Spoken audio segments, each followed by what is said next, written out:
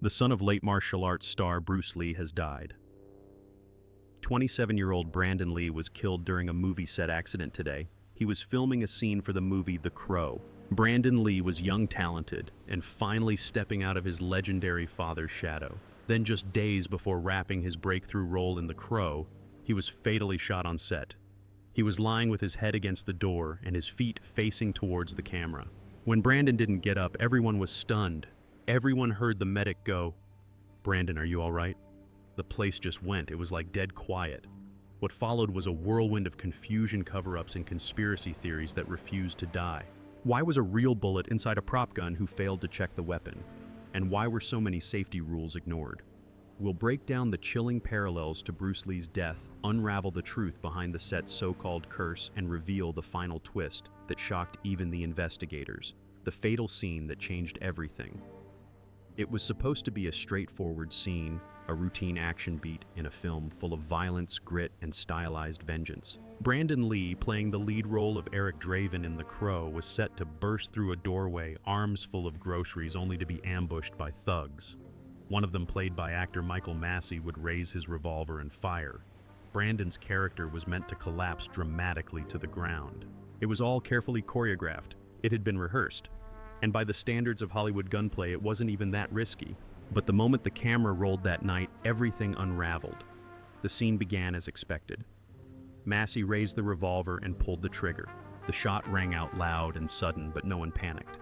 Not at first. Crew members had heard dozens of similar bangs during production. Brandon fell to the ground just like he was supposed to. Massey remained in character. The director called cut. Applause followed. For a few seconds, it seemed like they'd nailed it. Then someone noticed Brandon wasn't moving. At first, there was confusion. A quiet beat of uncertainty swept across the room. Was he still acting? Was he waiting for a second cue? Then someone called out to him. No answer. Panic set in fast. People rushed over. Someone shouted for an ambulance. Crew members flipped Brandon over and saw the blood soaking through his shirt. Not fake blood, but real, pulsing from a wound in his abdomen. He had been shot, not with a blank, not with a harmless prop, but with something real. The set descended into chaos. Paramedics were called. Brandon was rushed to New Hanover Regional Medical Center and underwent hours of emergency surgery. Doctors tried desperately to stop the internal bleeding, but the bullet had torn through too much. Despite every effort, Brandon Lee was pronounced dead at 1.03 p.m. on March 31, 1993. He was 28 years old. The immediate response of the production crew was a state of disbelief. Accidents do happen on set, but never like this. Not when the prop gun was supposed to have blanks loaded, which creates the sound and muzzle flash but shoots no projectile. Yet something had pierced Brandon's body with lethal efficiency. Everything had gone terribly, irreversibly wrong. The actor who had pulled the trigger, Michael Massey, was devastated. The moment the gravity of the occurrence hit him, he later termed it the night that robbed him of his innocence. Massey stayed away from acting for quite a long time, terrified of speaking about that night. It was said by many on the production that he never really recovered. Brandon Lee slain on set. Actor dies in freak accident. Such were the headlines that broke to the world. Yet beyond the headlines behind it lurked a storm of unanswered questions. How could this happen on a movie set like those seen in professional terms? Who was in charge of maintaining gun safety? Why was the weapon not inspected prior to the scene? And most chillingly, what exactly was inside that gun when the trigger was pulled? The official report issued at the beginning was vague. Some speculated a blank misfiring. Others said a fragment of debris might be lodged in the barrel. But all of the above could not stand in light of the autopsy report. A real .44 caliber slug taken out from Brandon's body. That's not just an accident. It is a loaded weapon that shoots a rising star in front of a room full of people. And this wasn't the first time something went wrong on that set. Not even close. The Curse of the Crow set. Long before Brandon Lee collapsed on the studio floor, people on set were already whispering that the Crow was cursed. The production had been plagued with bizarre mishaps from day one. Just a few weeks into filming, a crew member, a carpenter, was horrifically burned after a piece of equipment he was working on made contact with live wires. It was a freak accident, something that could have easily turned fatal. The same day, 2 other crew members were injured in unrelated incidents. That day alone was enough to spark rumors. But the bad luck didn't stop there. Set pieces malfunctioned. Equipment failed. A storm destroyed part of the outdoor set. Actors were injured in small but accumulating ways. At first, people laughed it off. They started calling it the curse of the crow as a joke. But behind the laughter was a growing unease. Even seasoned professionals who'd worked on dozens of productions began to feel something was off. Then came the long nights. The cast and crew were pushed to the brink with 18-hour days and brutal turnaround times. Some were clocking 90 to 100 hours a week, barely able to sleep or think clearly. That kind of exhaustion isn't just unsustainable, it's dangerous. Corners were cut, safety protocols became loose. The pressure to finish the film on time was crushing. With so many dangerous stunts already in the can, people assumed the worst was behind them. They couldn't have been more wrong. Moreover, there was the story itself, which added to the morbidly grotesque atmosphere, the crow tale of a man who, along with his betrothed, was slain and who rises from the grave to take revenge on both. This was dark and violent, poetic, a gothic fantasy steeped in death and vengeance. Brandon's role, that of Eric Draven, is resurrected post-mortem. None would have failed to recognize the symbolism after his actual death. The lines blurring had been painted because of that grim fantasy for those witnessing both realities. Julianne Gary, a journalist for Entertainment Weekly, covering production, spoke about the very unsettling mood around the set. "Nothing ever seemed to go right," she said. There was a sustained thread of trepidation that just grew worse as filming continued. By the time Brandon was preparing to shoot his final scenes, many were already nervous. They had made it through so many close calls, he thought, almost over, just a week or two more of shooting and then they could finally rest from all this. Little did they know that their biggest danger was yet to come. The scene that was to take the life of Brandon was one that was never thought to have been considered a big deal. It had no requirement of a stunt double, no explosions or fire. It was as simple as Brandon walking through a door carrying groceries. He gets shot, falls, and then the camera is stopped. Done. No one expects an extraordinary event. And yet it became the saddest moment in the whole production. The making of the movie. It was in the aftermath of Brandon's death that many began to be introspective concerning the destiny of the crow from the start. And we waited around for hours, and then they came out and told us that he'd passed on, as if propelling it to be doomed even before the shooting began. Some theorized supernatural interventions. Some linked whatever had happened with the script itself, an ill motif wrapped around the whole issue of violence and resurrection. Very few pointed out the kind of close personal relationship with death that Brandon had, considering, for instance, that he had buried his father Bruce Lee when he was just 8 years old under very enigmatic circumstances. One crew member has said that he will only speak under anonymity in line with this. People have tried to say it was haunted. I don't know about that, but there were definitely bad vibes on the set. The truth about the gun that slayed him, that would reveal something far worse than a curse. The smoking gun. After the initial shock faded and the grief settled in, investigators turned their attention to one critical question. How did a real bullet end up in a movie prop gun? This wasn't a case of a misfired blank or a stunt gone wrong. The autopsy confirmed that a full .44 caliber slug had pierced Brandon Lee's abdomen, a fact that shattered the illusion that this was just a freak accident. It meant a deadly mistake had occurred somewhere in the chain of command, and someone had loaded that weapon with a round capable of slaying. The revolver used in the scene was a real firearm, a Smith & Wesson model 629-44 Magnum. In Hollywood, it's not uncommon to use real guns for authenticity. They're modified to fire blanks, which produce a loud bang and muzzle flash without a bullet. But this time something went horribly wrong. Here's what actually happened. Earlier in production, the crew had shot a close-up scene involving the same revolver. For realism, the gun needed to appear loaded, so they used dummy rounds. These look like real bullets, but they're supposed to be completely inert. No powder, no primer, just for show. But the props team made a critical mistake. While they removed the gunpowder, they left the primer in the dummy cartridges. Now, in a real bullet, the primer is what ignites the powder to fire the bullet. Even without powder, a primer still carries a small explosive charge. When one of the dummy rounds was dry-fired during that earlier close-up, the primer went off just enough to dislodge the bullet from its casing and push it into the barrel of the gun. A condition known as a squib load. No one noticed. No one checked the barrel afterward. The bullet continued to sit on the barrel of the gun. A deadly waiting trap. Days later, dummy cartridges were extracted from the barrel in preparation for Brandon's scene. And nothing was put in its stead except for blanks. Blanks keep gunpowder and a primer, but they have no actual bullet at the end. They are designed to simulate real gunfire for the motion picture, not firing a projectile, with flashes, smoke, and sound. But now that there was a stuck bullet in the barrel with a blank behind it, something abhorrent happened. Michael Massey pulled the trigger, igniting the blank, and the gas and pressure caused by that resulted in the forcing the lodged bullet out of the barrel as if it were a live round. There was no sign, there was no jam, just a thunderous gunshot and the flash of light, and Brandon was on the floor. By the time anyone could perceive correctly, it was already too late. It wasn't merely an accident, but a concatenation of negligence. The weapon should have undergone inspection. The dummy rounds should have been properly manufactured. The firearm should have been cleared by a licensed armorer. In particular, before any live pyrotechnics were exercised on the set. But here is the most horrifying part. There was no licensed weapons master present on the set that night. Instead, a stressed, exhausted, and likely unqualified prop assistant handled a working gun with an understanding of what job hazards it posed, most likely none. One could call this level of negligence criminal anywhere else. In Hollywood, they called it an error. The official investigation later corroborated this line of events leading to Brandon's death.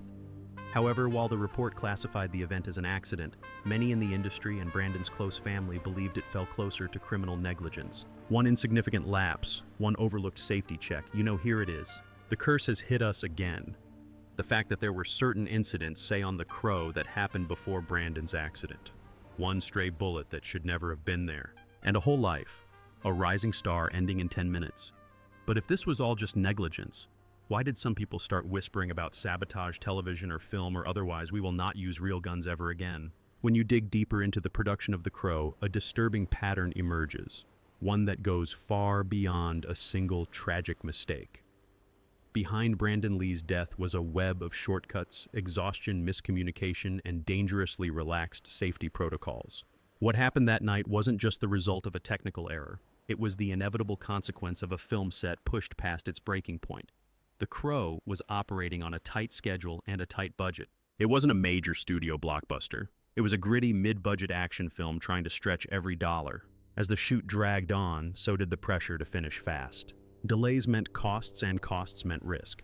So corners were cut, protocols were bent, and roles that experts should have filled were handed off to exhausted staff with little room for mistakes. The film's armorer, the person legally responsible for handling all weapons on set, wasn't even present the night Brandon was shot. That responsibility had fallen to a prop assistant, someone with no formal training in firearm safety. They weren't licensed, weren't certified, and didn't fully understand how to clear or check a gun properly. In fact, there were reports that the same crew had been handling both real and fake rounds with little distinction, casually mixing them during earlier scenes without careful separation. Theoretically, a gun should be declared safe only after having been checked by 3 people: the armorer, the assistant director, and the actor. The Crow bypassed that whole chain of responsibility. The gun was loaded, passed to the actor, and fired without an inspection from any of the parties involved. And it was not just that night that was dangerous, it was the whole atmosphere of the shoot. Crew members later maintained they were working 18-hour days, 6 days a week, sometimes exceeding 90 hours. That kind of fatigue is not just unhealthy, it's incredibly dangerous, especially given the stunts, pyrotechnics, and firearms on any set. People stopped checking things twice. Mistakes became usual. Warnings were ignored for the sake of being on time. An anonymous team member expressed safety measures, all of them were surely not followed. If better managed, it could have been avoided. Of course, the studio denied such claims. They insisted that the cast and crew were professionals, and that working under intense conditions was standard in the industry. Even some of the executives admitted privately that indeed the schedule had been brutal. The shoot was wearing people down. The most alarming fact, the dummy rounds used earlier, the very same ones that gave the lodged bullet. They actually made them in-house. That is, made by the effects team, not sourced from a professional manufacturer, not inspected by a ballistics pro. It was just improvised and rushed like so many other things on set. If someone had just taken 5 more minutes to check that barrel, if the armorer had been present, if the crew hadn't been pushed into exhaustion, Brandon Lee might still be here. Not just breakdowns. These constituted a systematic failure. And in their aftermath lay a damning indictment against how safety could be sacrificed on the altar of speed, budgetary constraints, and blind faith in procedures. Hollywood is supposed to be a land of illusion, but that night, the illusion failed. A real bullet claimed a real life. Still, there was one question that no amount of negligence could explain. Why did this echo the death of Bruce Lee so closely? A chilling family parallel. When news of Brandon Lee's death broke, the shock wasn't limited to Hollywood. It reverberated through pop culture martial arts communities, and most hauntingly through the hearts of those who remembered what had happened exactly 20 years earlier to another rising star. his father, Bruce Lee. The similarities were too strange to ignore. Two actors from the same family. Both died young. Both were under mysterious circumstances. Both are on the brink of superstardom. And both were taken in a way that sparked endless speculation, suspicion, and sorrow. Bruce Lee's death in 1973 was surrounded by just as much confusion as Brandon's. Officially, the cause was cerebral edema swelling of the brain. But to this day, some members of his family believe he was slain. Theories included allergic reactions, secret health conditions, and the most persistent rumor of all: retaliation from the Triads, a powerful criminal organization with deep ties to the Hong Kong film industry. According to martial arts expert Ed Parker Jr., whose father had trained Bruce, the theory wasn't just urban legend. He claimed that Bruce was outspoken, independent, and refused to bow to the traditional power structures in the Eastern film world. It was in my father's opinion, he said, that there was definitely foul play involved. Now, 20 years later, Brandon Lee dies from a gunshot on a film set, in a scene where he's shot while acting, just like Bruce Lee's character in Game of Death. In that 1978 film, Bruce's character is an actor on a movie set filming a scene involving a gun. Unbeknownst to him, a real bullet is loaded into one of the prop weapons by an assassin. During the scene, he was really shot. It is a storyline that eerily parallels Brandon's own fate. Life imitating art, or perhaps in the eeriest way possible, art imitating life. That did not go unnoticed. Before long, it was picked up by fans, journalists, and conspiracy theorists alike. A coincidence, a tragic mimicry, or something far more eerie. Brandon had a great future just like his father. The only difference was that he didn't follow in his father's footsteps. He was expanding that legacy. The Crow was touted to be his break. This was a breakout performance for him. After years of smaller roles and low-budget action films, most of the movie had already been filmed. He was about to tie the knot with his longtime girlfriend, Eliza Hutton. Life was falling into place until, just like Bruce, he was taken away before he could see it. Then there were some people close to the family who would have started murmuring quiet little conversations about the possibility that Brandon's death wasn't an accident. The official story didn't add up. No reason to even think that a live bullet should have been anywhere near that set. And given the family history, suspecting foul play did not seem far-fetched. Was someone after the Lee family? Were there old vendettas left over from Bruce's time? Or was it just that one man's calamitous tragedy cast an unyielding shadow on his son's life? In a nexus of conspiracy or pure coincidence, the wretched pattern cannot be shrugged aside. A father dies mysteriously at 32, the son dies 20 years later at 28. Both are shrouded in ambiguity. Both share the very thing they loved most: film. Adding even more devastation to the timing was Brandon's death, which took place just weeks before his wedding, just weeks before The Crow was to wrap up production. Everything felt like too many signs to ignore: the timing, the method, the symbolism. But if Bruce and Brandon were both victims of something more sinister, then the cover-up had to be even deeper than anyone imagined. The aftermath. When Brandon Lee died, the production of The Crow came to a screeching halt. Grief swallowed the cast and crew. For many, the set no longer felt like a workplace. It felt like a graveyard. The lead actor was gone. Muž, který do této temné poetické role vložil všechno, se nyní stal předmětem tragédie, kterou film zobrazoval. A nikdo nebyl připraven na emocionální následky. V centru všeho byl Michael Massey, herec, který nevědomky vystřelil ránu, jež Brandona zabila. Téměř okamžitě zmizel z očí veřejnosti. Přátelé říkali, že byl zdrcený, neutěšitelný a pronásledovaný touto chvílí. V rozhovorech o letech později o tom Massey mluvil jen střídmě. Ale když to udělal, jeho bolest byla stále syrová. Je to něco, s čím budu žít. Trvalo mi to dlouho, než jsem to dokázala ne tak moc dát do perspektivy, ale spíše než abych se mohla posunout dál se svým životem. Myslím, že se přes něco takového člověk nikdy nepřenese, přiznal. Je to součást mého života. Nikdy neviděl vránu. Šok se rychle rozšířil Hollywoodem. Režiséři, herci, kaskadérští, koordinátoři, všichni, kdo kdy pracovali na place se střelnými zbraněmi, byli otřeseni. Nešlo jen o tragickou nehodu. Byl to varovný signál. Zatímco však průmysl truchlil, začaly se množit otázky. Kdo byl zodpovědný? Dalo se tomu zabránit? Mohlo být podáno trestní oznámení? Okamžitě bylo zahájeno oficiální vyšetřování. Detektivové prozkoumali zbraň, vyslechli posádku a zrekonstruovali události noci. Magnum ráže Dark 44 byl nabitý slepým nábojem. Zaseknutý kulka z nesprávně vyrobeného testovacího náboje však tento slepý náboj proměnila v ostrý. Sekvence byla jasná. Výsledek zničující. Přesto mnozí cítili, že příběh nebyl úplný. Média začala hlouběji pátrat. Znovu se objevily zvěsti o nekalých činech. Novináři si vzpomněli na tajemnou spojitost s filmem Hra smrti, kde je postava Bruce Leeho na plejs postřelena skutečnou kulkou. Brandon nyní zemřel za téměř identických okolností. Jeho snoubenka Eliza Huttonová musela prožít nepředstavitelnou zkoušku. Jen týdny před svatbou s láskou svého života se právě připravovala na Brandonovu pohřební slavnost. Byla po jeho boku v nemocnici a držela ho za ruku, zatímco se ho lékaři snažili zachránit. A po jeho smrti nikdy neposkytla veřejný rozhovor. Její mlčení mluvilo hlasitěji než slova. Fanoušků se dostavili v tisících. Mnozí z nich navštívili hřbitov v Seattlu, kde byl Brandon pohřben po boku svého otce. Společně v životě, společně v odkazu. Neuvěřitelně dojemná symbolika. Pro Vranu to byl téměř konec. Studio diskutovalo o úplném ukončení natáčení. Po konzultaci s Elizou a Brandonovou matkou však bylo rozhodnuto film dokončit jako poctu. Produkční tým zrekonstruoval Brandonovu zbývající práci do podoby filmu s využitím dabérů a raných záběrů zkombinovaných s nejmodernějšími vizuálními efekty.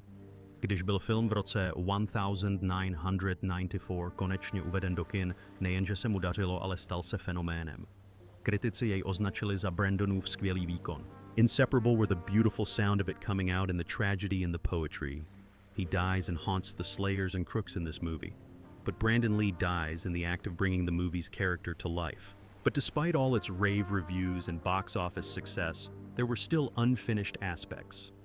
The district attorney's office carried the imprint, "No criminal charges." There had been too many safety violations, but they were unable to prove criminal intent. Tragic accident, it was termed nothing more. To many people that was not quite enough. There are still questions about the timeline, unanswered queries about the dummy rounds, where safety personnel were during this event, and how this very rudimentary act checking the barrel just got skipped. The publicist for The Crow had, however, contested an unsafe work environment. Much to the contrary was the view from within the crew was stressed, pushed to their limits and too exhausted. And just when the world was beginning to move on, a chilling discovery from the autopsy would bring everything back into question. Because what they found inside Brandon's body didn't match what was supposed to be on set. The truth they almost buried. For months after Brandon Lee's death, the public was fed one version of the story.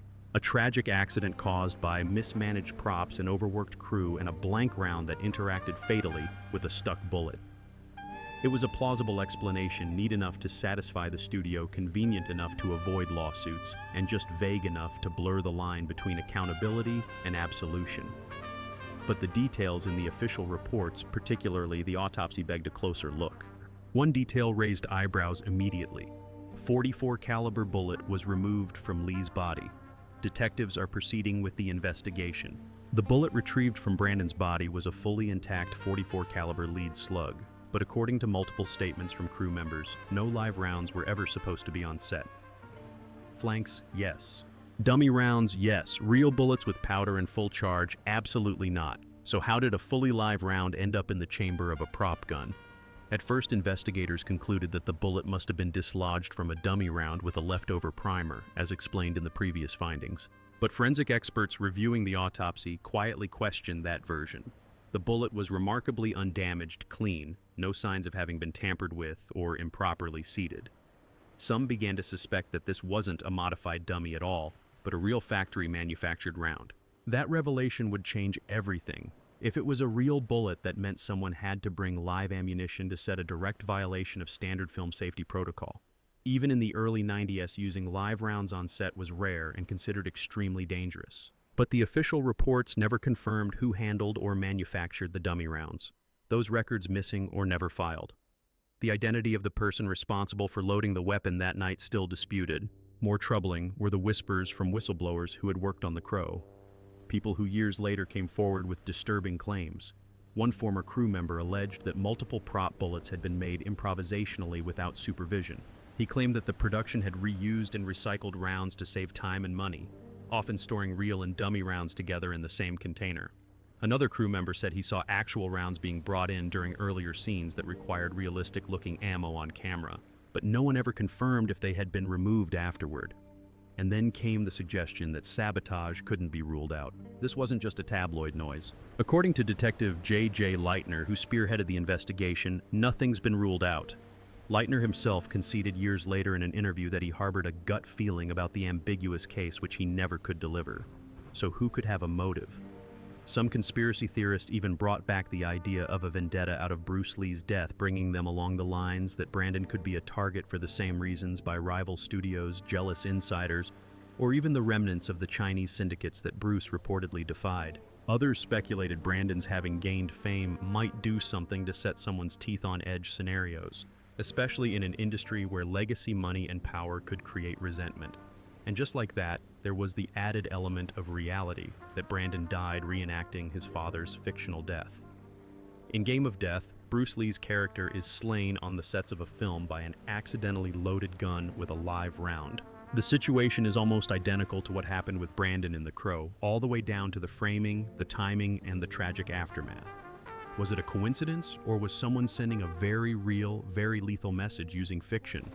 No official charges were ever filed, no new evidence was introduced, and after some time the story was lost in Hollywood legend. But the legacy of Brandon Lee and the mystery around his death never faded, because in the end, no matter how many reports, theories, and so-called answers are thrown into the mix, there is still one question. Who put that bullet in the gun, and why did no one stop them? Brandon Lee's death wasn't just a Hollywood tragedy. It was a painful echo of a family legacy stained with mystery, mismanagement, and unanswered questions. What do you think happened?